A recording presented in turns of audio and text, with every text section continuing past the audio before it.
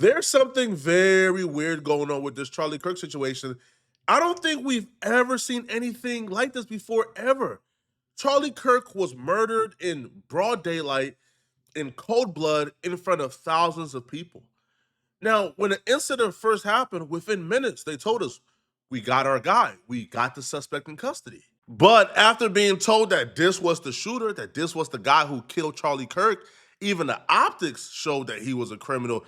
They was dragging him away, both feet in the air, told him, not giving him an opportunity to pull up his pants while people are screaming at him. We for sure thought, okay, yeah, this is the guy. Then like we found out like an hour or so later, no, this is not the guy. He was released from custody. Then we said, okay, like that's weird. Arresting the wrong guy and treating him in that manner seems like something really big to just mess up. So, but we thought, okay, maybe listen, man. All right, the description is an older white male with similar clothing on, and they just arrested the wrong older white male with similar clothing on. Come to find out, that theory would be wrong because they took another person in custody. This time, the description is the opposite of the initial suspect that was arrested.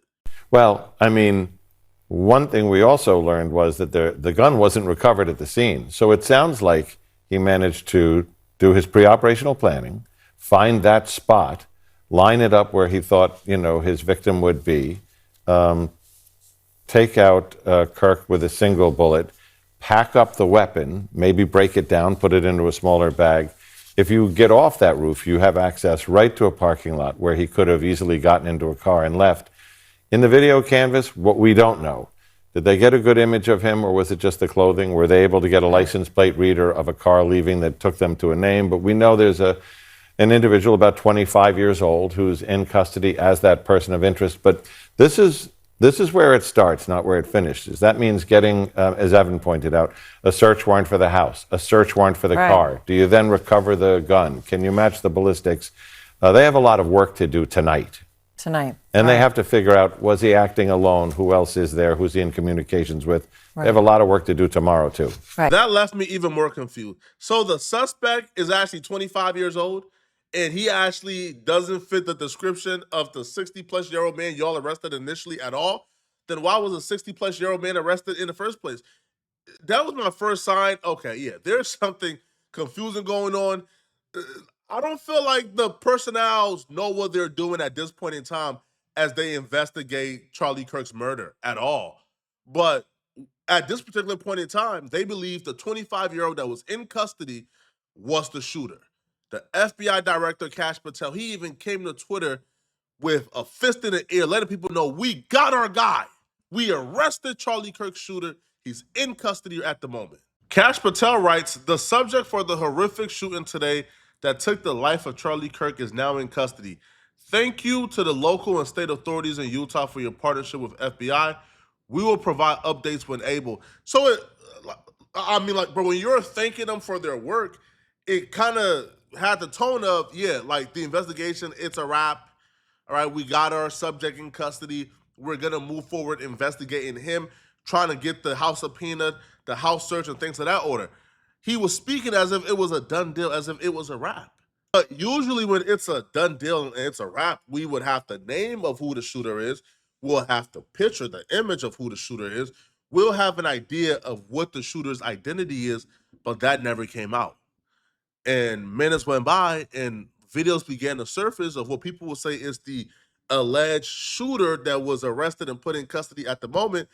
But that shooter, or the person who was being put in custody, if that's the 25-year-old, is not 25 at all. It looks like that's another person with another demographic that was being arrested and put in custody. I think they just found the guy right outside of Carry On. Rifle on this dude's dash, and they just handcuffed him.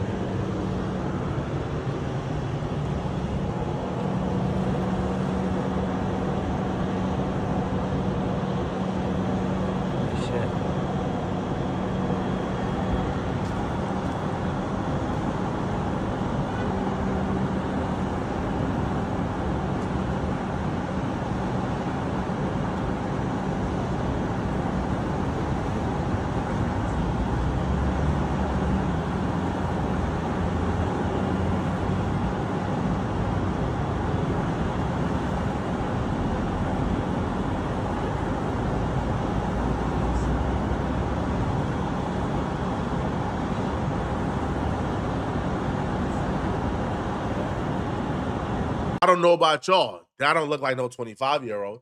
That looks like a man who's in his mid-40s, to say the least. Mid-40s, maybe 50s. So it looks like that's another suspect. All right. So we're asking, okay, where's the 25-year-old? What's his identity? Before we could really speculate, because people were beginning to speculate that the 25-year-old was this random Twitter account that belonged to this like transgender who made a threat to Charlie Kirk the day before he got to campus, claiming that something bad was going to happen the day of campus. So everybody was already running with the assumption the 25-year-old was this transgender dude on Twitter. Oh, if it's a shooter, baby, the community. So this person here goes to the university. Of course, they, them, and look at what he said yesterday. He says here, Charlie Kirk is coming to my college tomorrow. I really hope someone evaporates him, literally. And then he writes, let's just say something big will happen tomorrow.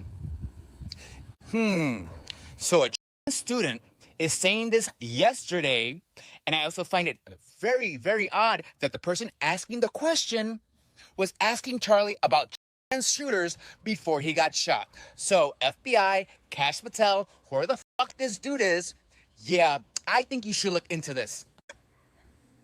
This is it. Yep, there it is. I agree. Chuck, do you know how many transgender Americans have been mass shooters over the last 10 years? Too many. Because serious, we went on the Federal, we're glad to hear it now, and everything's fine. Okay, now mine is a lot, right? I'm gonna give you some credit. Do you know how many mass shooters there have been in America over the last 10 years? Counting or not counting gang violence? Great. So you're gonna try and tell me that this student last night said, oh, just wait for something big to happen tomorrow, and then the person asking the question was asking about shooters and he gets shot? I'm just saying, and if the shooter is this fucking psychotic community, oh, y'all going down, motherfucker. Come to find out, that was not the shooter that was in custody. And as of now, there's no word on whether or not that person has been questioned or arrested. But the shooter that was actually in custody, or the alleged shooter that was in custody, the 25-year-old, his name is Zechariah Qureshi.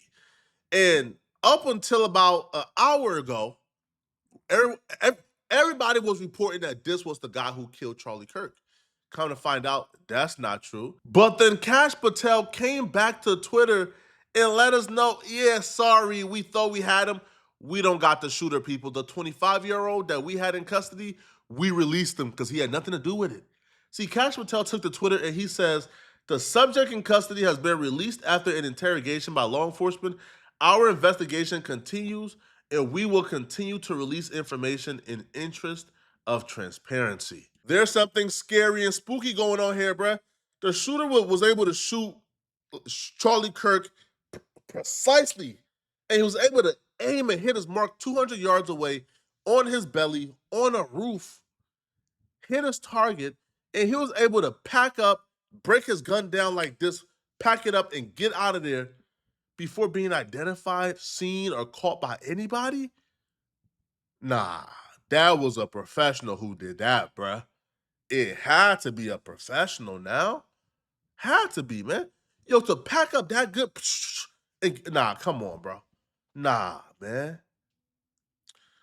Now, listen, I can't recall a time where somebody this high profile got murdered in broad daylight in public like this in a mass shooting fashion, and we don't know who did it within a few hours. Come on, bro. The only people capable of doing something this clean and undetected is a professional. Now, Trump did address the country and spoke about Charlie Kirk. Now, I'll say this, maybe it's somewhat of a good thing that the killer has not been identified before Trump's speech, because it kind of gives Trump the opportunity to come and just express himself. If the killer or the shooter was identified and their identity fits within the bubble of the people they've been trying to disseminate or tell people to fear, like trans shooters or like black folks or Mexican folks. So, yo, if the shooter had fit into that category, we might have heard a more divisive speech from Trump. But I think for the most part, Trump gave a speech that was pushing for unification of America right now. To my great fellow Americans, I am filled with grief and anger at the heinous assassination of Charlie Kirk on a college campus in Utah. Charlie inspired millions, and tonight, all who knew him and loved him are united in shock and horror. Charlie was a patriot who devoted his life to the cause of open debate and the country that he loved so much, the United States of America. He fought for liberty, democracy, justice, and the American people. He's a martyr for truth and freedom, and there's never been anyone who was so respected by youth. Charlie was also a man of deep, deep faith, and we take comfort in the knowledge that he is now at peace with God in heaven. Our prayers are with his wife, Erica, the two young, beloved children, and his entire family, who he loved more than anything in the world. We ask God to watch over them in this terrible hour of heartache and pain. This is a dark moment for America. Charlie Kirk traveled the nation, joyfully engaging with everyone interested in good faith debate. His mission was to bring young people into the political process, which he did better than anybody ever, to share his love of country and to spread the simple words of common sense. On campuses nationwide, he championed his ideas with courage, logic, humor, and grace.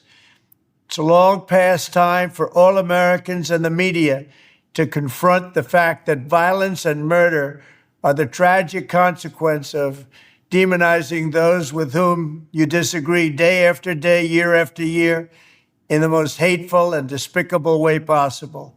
For years, those on the radical left have compared wonderful Americans like Charlie to Nazis and the world's worst mass murderers and criminals. It was going so good, and then he hit us with, like the division. I do believe language like this is divisive because I don't feel like it'll be a victory if somebody retaliated and a famous leftist creator got hit. I don't feel like anybody will feel like, oh, mission accomplished, job is no. I feel like we're in this together. And I don't feel like rhetoric, demonizing and vilifying the left, I don't feel like that would help us as America right now because we need healing, bro. We're too divided. This kind of rhetoric is directly responsible for the terrorism that we're seeing in our country today, and it must stop right now. My administration will find each and every one of those who contributed to this atrocity and to other political violence, including the organizations that fund it and support it, as well as those who go after our judges, law enforcement officials, and everyone else who brings order to our country.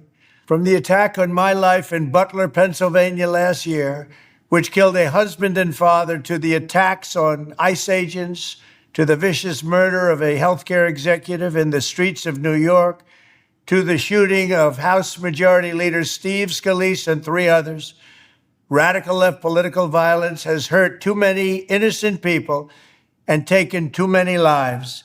Tonight, I ask all Americans to commit themselves to the American values for which Charlie Kirk lived and died, the values of free speech, citizenship, the rule of law, and the patriotic devotion and love of God. Y'all let me know in the comment section. What do you think can heal America right now? What do you think is the path with the least resistance or the path that you believe right now the country needs? Because I don't feel like the path of where we point fingers and blame other people for, that's going to lead us down a dark path very fast. Let me know in the comment section, what do you guys think, man? And if you're still watching, click on this video here somewhere on my screen to find out why I believe the Charlie Kirk's death is nothing to laugh at, and why I believe we should all be scared and terrified right now for what's next. Click on this video right here to find out what I'm talking about. I'm out of here, folks. Peace.